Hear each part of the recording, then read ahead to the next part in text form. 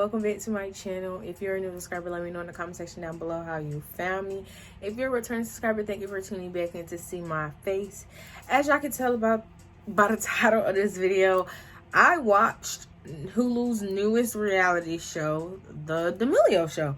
And it stars Charli and Dixie D'Amelio and their parents, along with, showcasing their friends, relationships, and that and the third. If you don't know who they are, because you're just not on social media, Charli and Dixie. Charli is the most followed person on TikTok at the moment.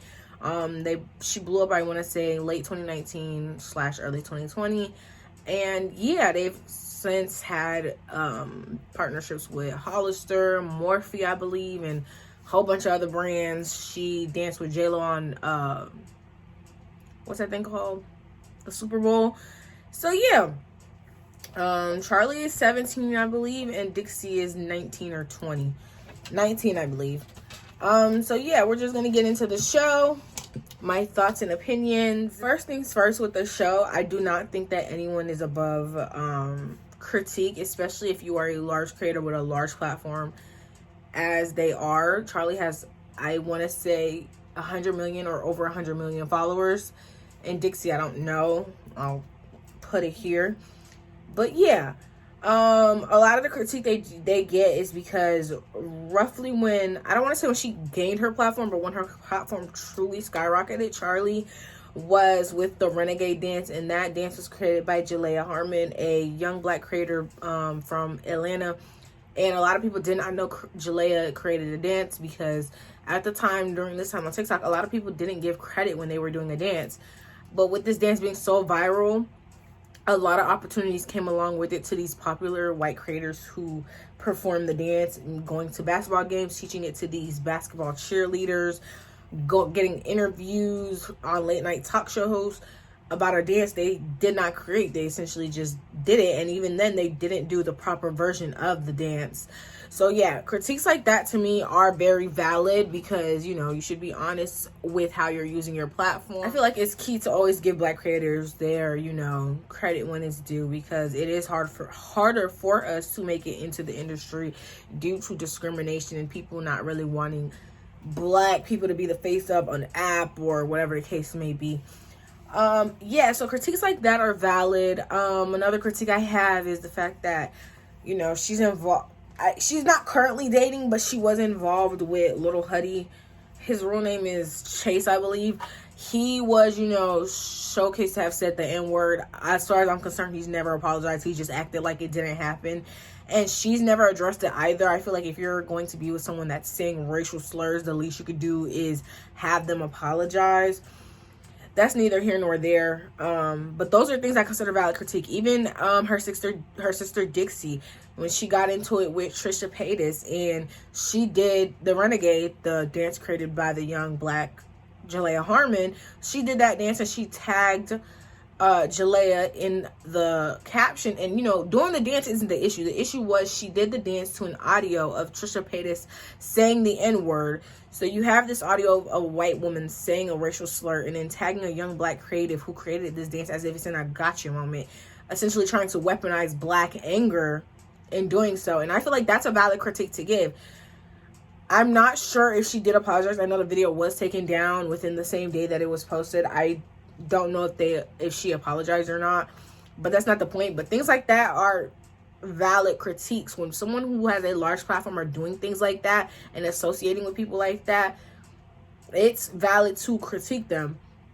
As for a lot of the stuff that they do deal with from watching the show, a lot of it has nothing to do with critique. A lot of it is just people simply being bullies, like bullying Dixie for her voice, something that she can't change, or their way their body is built. Like, they were born like that. Those are things that you can't just change them on a whim. And even if they were to quote unquote get like plastic surgery to, like, let's say adjust their bodies, they would still get hate for it. So I just feel like certain things you shouldn't comment on, which is someone's voice and someone's body. That's none of your business.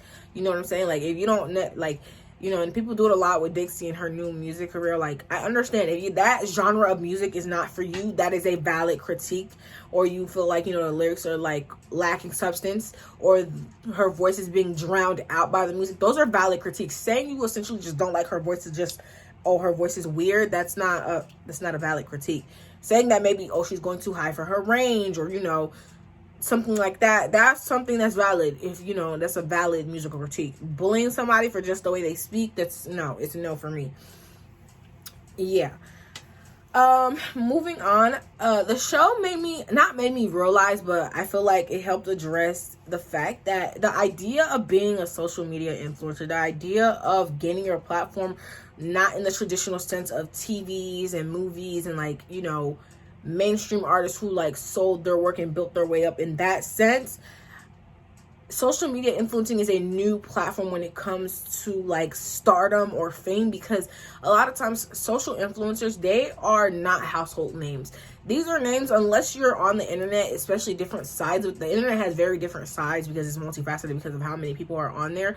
You're not gonna always know who these influencers are. Unlike you, everybody knows who Beyonce is, everybody knows who Jay-Z is, you know who J-Lo is, you know these people. But, like, influencers, they are more popular around someone who's on social media, specifically, like, around the youth and teen demographic and young adult, like the early to late 20s. So I feel like people forget that social media is very new. The idea of sharing so much of your life to such a large platform of people is something fairly new. You know, no human is perfect. We're gonna make mistakes here and there.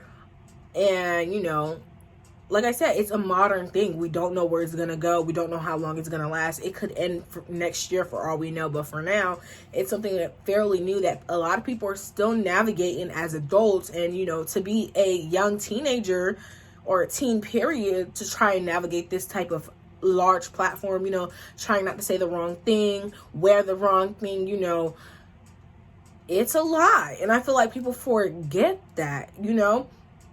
And I really, you know, enjoyed, like, I don't want to say I enjoyed seeing somebody go through anxiety, but I like how the show was able to humanize the girls and the family in general.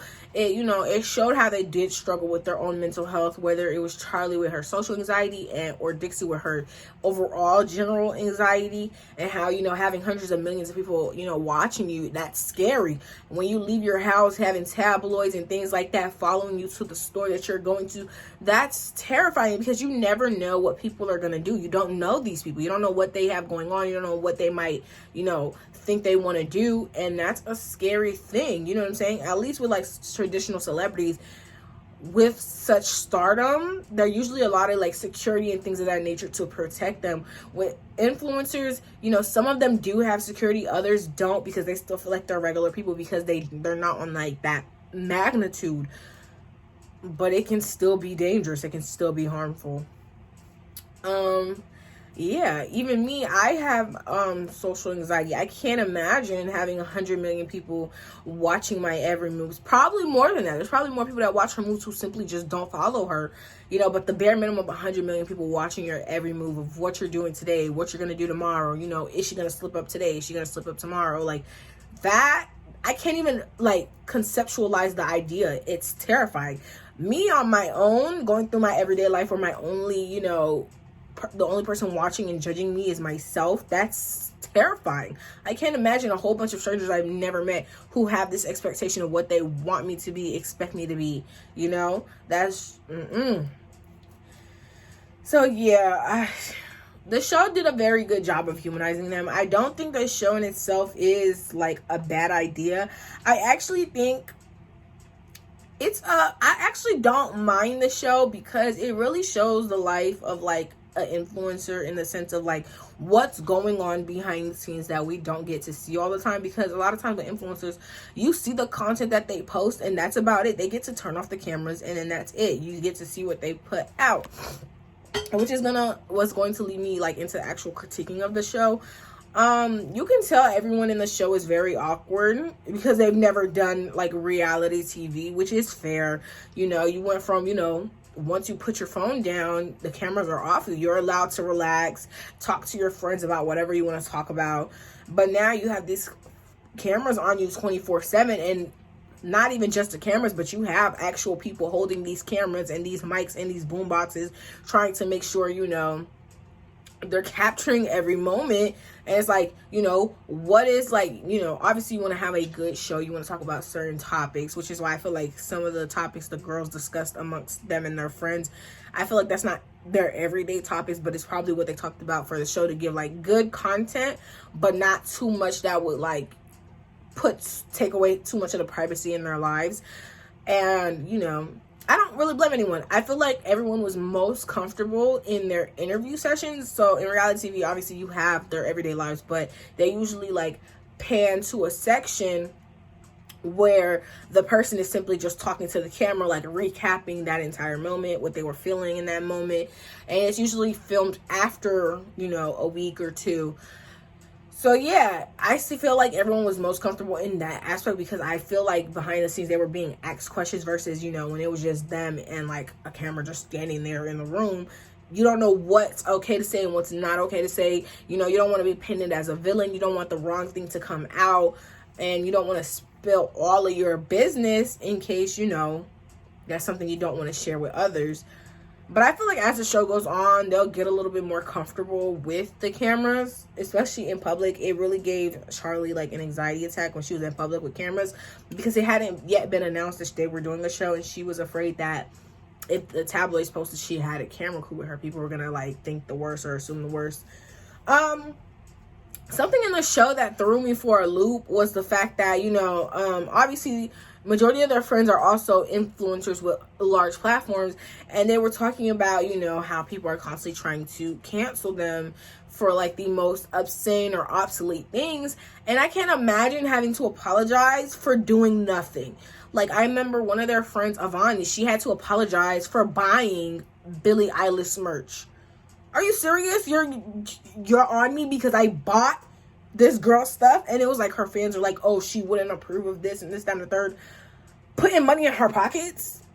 She wouldn't approve of me putting money in her pockets. Yeah, or like Charlie dancing. She, you know, she mainly does TikTok dances, but once in a while on her Instagram, she will post her actual dance. Like she's been trained, like she does contemporary and stuff like that.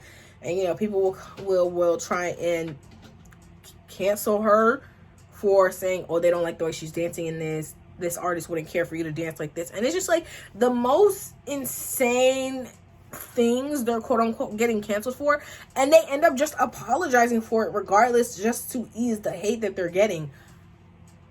Apologizing for doing nothing? Like, all the times y'all could have apologized. Dixie with the whole tagging a young black creator, Jalea, in that whole post where Trisha Paytas is saying the N-word or whatever. You know, Charlie dating somebody who's saying racial slurs, and I have yet to see him apologize. Like, those are things I should be hearing an apology for. An apology for buying a celebrity's merch? I don't think so. I honestly do not think so. That's weird to me. No. Yeah. Along with that, I would say that you can tell that some of the things that they do, some of the activities that they plan, you can obviously tell it's for camera.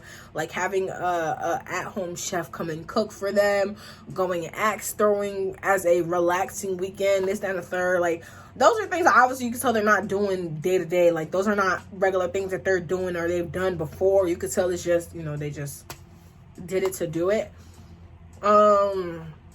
And I understand wanting to invite social media influencers over, because when you do that, you're also getting their fan base to view the show. But I feel like some of them, like Larry, they weren't really like that close with. Quinn seems like she was pretty close with them. But a lot of it felt like it was forcing sometimes, but that's not my business. Sometimes it felt like people were doing a little too much for the cameras, and yeah. Overall, the show's not a bad show. The episodes aren't really too long. No one seems too horrendous yet. A lot of it did focus on the girls' mental health, which I felt like the whole point of that first season, I guess you would call it, was to humanize them, show them that they're actual people. They're still young teenagers who are still learning how to navigate life, especially with this new career path that no one's ever really done, because it's a modern societal thing. So, yeah. The show's not bad. It has its weird, cringy, and awkward moments. There's some people I'd rather not see on the show. yeah, overall the show, it is what it is. It's nothing too serious, nothing too bad. I understand why they got it. With such a large following, you can understand why the show was created. Some people are going to watch just to hate watch. Some people are going to watch because they genuinely want to watch. I was genuinely curious. I wanted to see what the show would be about because, you know, I didn't know if it was going to focus on their social media lives and what they're doing as social influencers. Didn't know if it was going to focus strictly on familial life. I didn't know what it was going to be about, but I was curious, so I watched.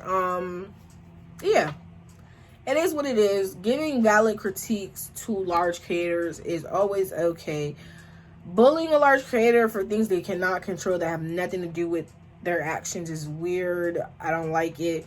And it just ends up opening a gateway to being nasty to other marginalized people. And it's just not great at all. So yeah, that was my thoughts on the D'Amelio show, overall social media and influencing type of stuff. If you guys like the video, let me know in the comment section down below. So yeah, I will make sure I will see y'all in the next one. And oh, if you want to keep up with me outside of YouTube, all my social media is linked down in the description box below. All of my handles are all the same, Ann Lorelli. And yeah. Oh, is that the first time I ever told you how to pronounce my channel name? Y'all, my name is Ann Lorelli in English. So yeah, I'll make sure I'll see y'all in the next one. Bye. Cause I know that you're still ballin'. She just wanna, I'm gonna slaughter it.